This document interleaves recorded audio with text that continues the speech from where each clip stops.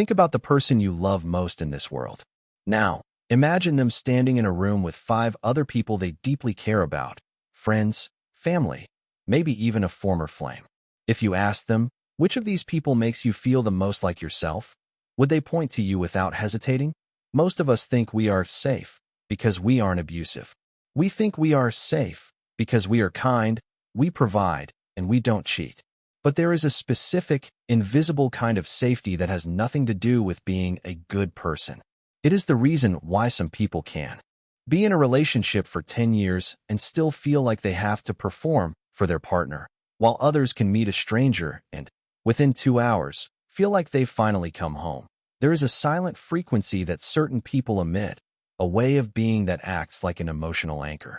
When someone finds that anchor, they don't just stay because they have to. They stay because the thought of leaving feels like a loss of their own breath. Tonight, I'm going to show you this sanctuary secret. It isn't a personality trait, and it isn't something you're born with. It is a series of tiny, almost imperceptible choices you make in the moments when your partner is at their most unlovable. By the end of this, you'll realize that the reason people leave isn't usually because the love ran out. It's because the safety did not. Let's talk about the long-distance relationship that happens when you're sitting on the same couch. You know the feeling. You're sitting there, maybe watching a movie or eating dinner, and you can sense that something is off. You ask, "Are you okay?" And they say, "I'm fine." But you know they aren't fine. You can feel the static in the air. You can see the way their jaw is set, or the way they're staring at their phone just a little too intensely. And in that moment, you have a choice. Usually, we try to be helpful. We offer solutions. We say, "You should probably talk to your boss," or "Why don't you just ignore her?" Or worse, we get defensive. We think, "Great, another night of them being in a bad mood while I have to walk on eggshells." You feel the frustration of trying to get through to someone who has pulled up the drawbridge. You've done the work. You've been the supportive partner. You've listened to the same stories 1,000 times. But despite all that, you still feel like you're knocking on a door that is locked from the inside. This is the stranger gap. It's the feeling of being liked but not known. Maybe you've experienced this from the other side, too. Maybe you've had a day where the world just beat you down. You come home, and the person you love asks how you are, and you realize you can't tell them. Not really. Because if you tell them how scared you actually are, or how much you feel like a failure, you're afraid they'll try to fix you. Or you're afraid they'll look at you differently. You're afraid that the perfect version of you they love will be replaced by the messy version they'll tolerate. So you say, "I'm fine." And a little piece of the connection dies that we live in a world that rewards us for having it all together. We are taught to be good partners by being agreeable and stable. But the tragedy of the good partner trap is that stable can often look like stony. We become so good at being strong for each other that we stop being soft with each other that you're tired of the performances. You're tired of the interview mode, where you're just exchanging data about your days like you're filling out a spreadsheet. You want that feeling of being able to exhale, truly exhale, the moment you see their face. You want to be the person who makes everyone else feel that way, too. But right now, there is a wall of social armor between you.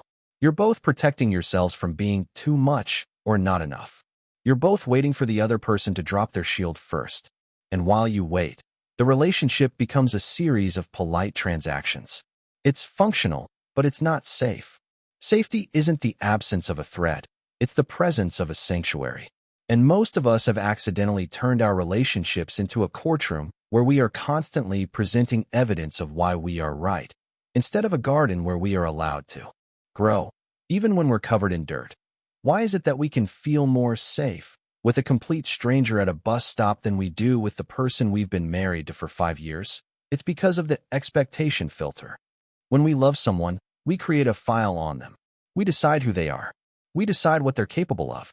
And unknowingly, we start demanding that they stay inside that file. The moment your partner senses that your love is dependent on them staying in character, the safety is gone.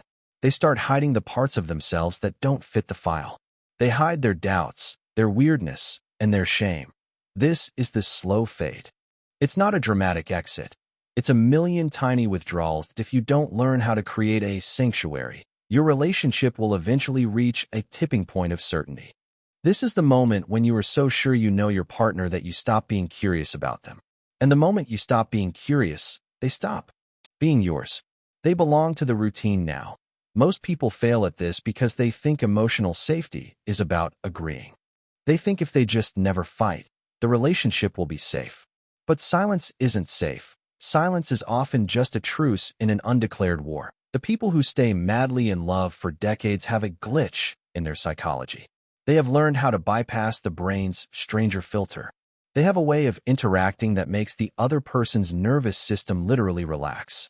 There is a specific vulnerability loop that, when triggered, makes it physically impossible for someone to want to leave you. It creates a bond that is stronger than chemistry and deeper than compatibility. If you do this tonight, you aren't just having a conversation. You are performing a biological reset. You are telling your partner's brain that they are no longer in a performance zone. They are in a resonance zone. The stakes? If you don't master this, you will always be a roommate. You will be someone they appreciate, but you won't be someone they need. You will be a chapter in their book, but you won't be the ink. I'm going to show you the 3 acts of sanctuary. I'm going to give you the exact question that breaks the interview mode forever. And I'm going to tell you the one thing you must never do when your partner is being vulnerable. Something that 99% of us do every single day without realizing it'll make someone feel so safe they never want to leave. You have to stop being a supporter and start being a witness. A supporter tries to help. A witness simply sees. Here is your 3-part roadmap to becoming an emotional sanctuary. Act 1.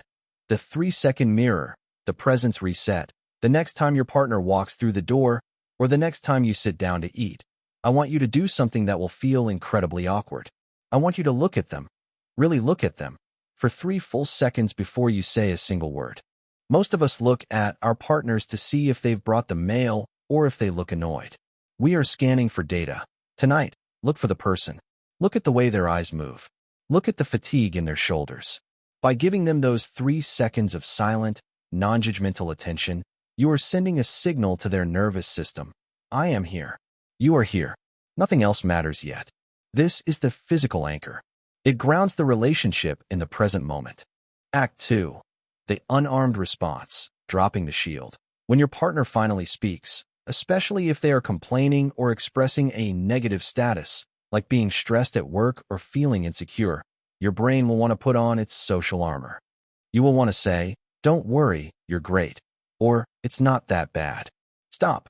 That is a safe response, but it's not a sanctuary response. That a sanctuary response is unarmed. It sounds like this: "I can see how much that's weighing on you.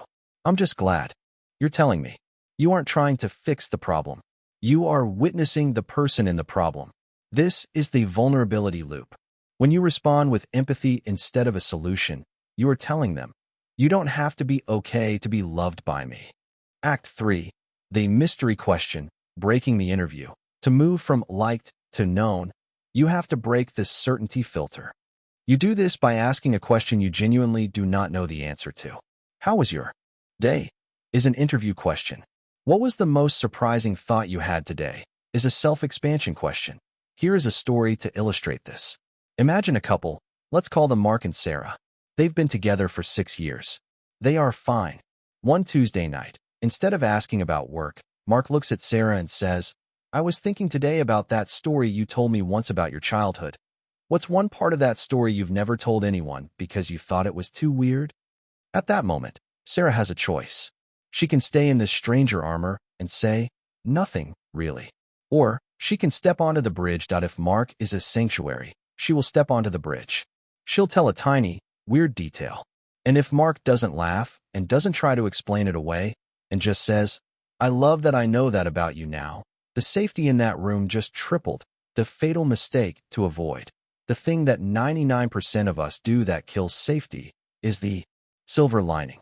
When your partner says, "I feel like I'm failing," and you say, "But look at all the things you're doing right," you think you're being supportive. You aren't. You are actually telling them that their current feeling is wrong or unacceptable.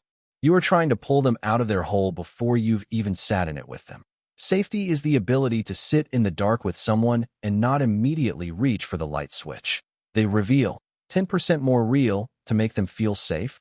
You must be the first one to be unsafe. You must offer a signal of defect. Share something about your day that makes you look a little less perfect. I actually felt really insecure when I saw that post on Instagram today. When you show your cracks, you give them permission to show theirs. This is positivity resonance.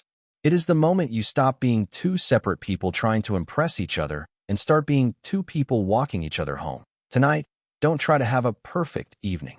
Try to have a real one. Choose one person, ask one mystery question, and when they answer, don't you dare try to fix it. Just witness it. That we've been taught that relationships are built on communication. But you can communicate all day long and still be strangers. The aha moment is this. People don't stay because you're a good communicator.